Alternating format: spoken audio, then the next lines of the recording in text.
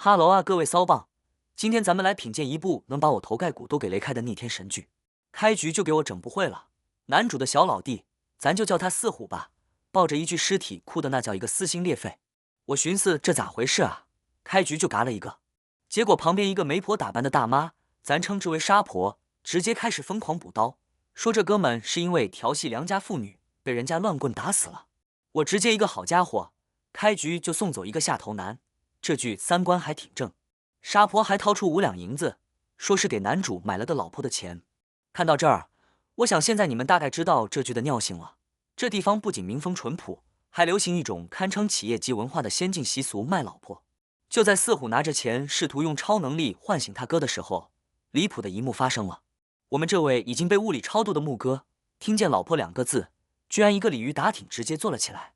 我的妈，这哪是死而复生？这分明是听见发老婆，馋得当场仰卧起坐了啊！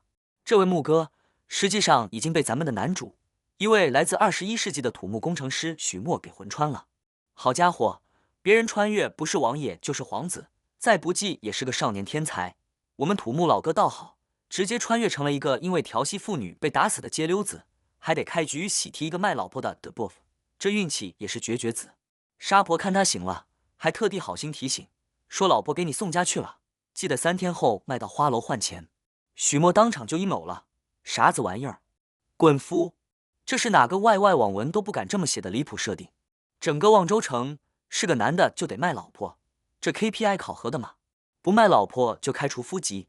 我强烈建议将此地纳入反 PUA 教育的重点观察对象。许墨顶着一张我是谁我在哪的懵逼脸回了家，还跟弟弟四虎吹牛，说自己现在是棍夫了，打人收债，威风八面。四虎一脸崇拜，我却绷不住了。哥们，你这不就是古代版的催收加街头打手吗？威风在哪儿啊？你觉得我信吗？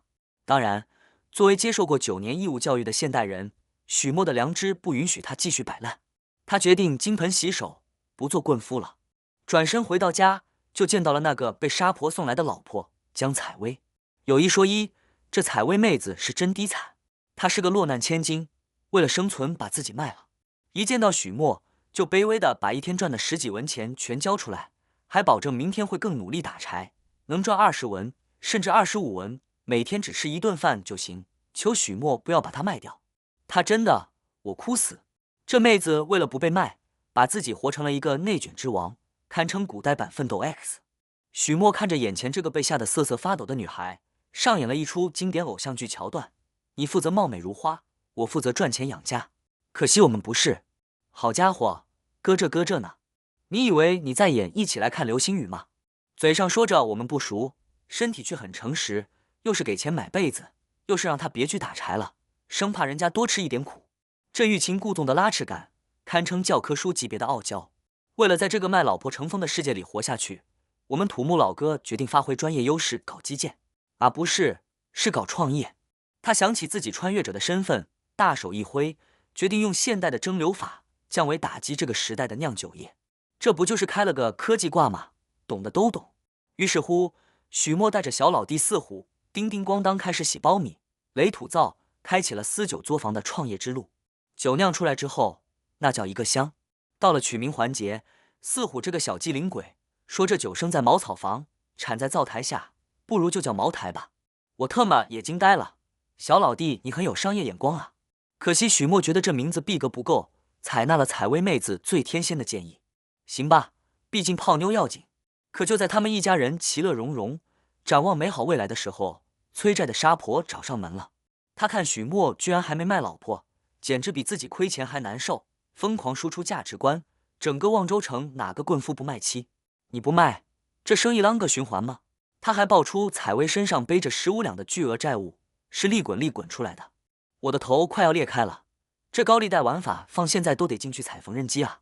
杀婆带着人就要强行抢人，采薇绝望到想自尽，四虎拿着酒坛子就要拼命。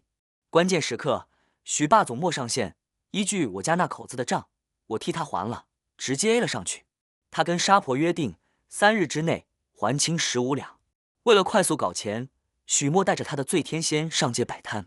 他玩起了现代营销的老套路，第一碗免费品尝，饥饿营销，路人一尝，当场羽化登仙，纷纷抢购。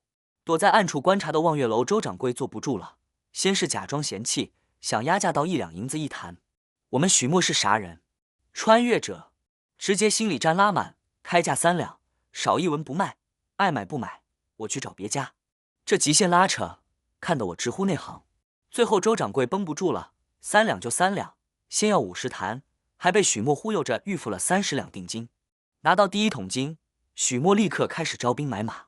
他找来一群车夫，开出了底薪2两，跟车一趟再加1钱的逆天高薪。这待遇放古代那不就是进了头部大厂吗？然后又是一顿杀人放火金腰带，修桥补路无尸骸的毒鸡汤灌下去，成功忽悠这帮老哥成了他徐家坊的初创团队。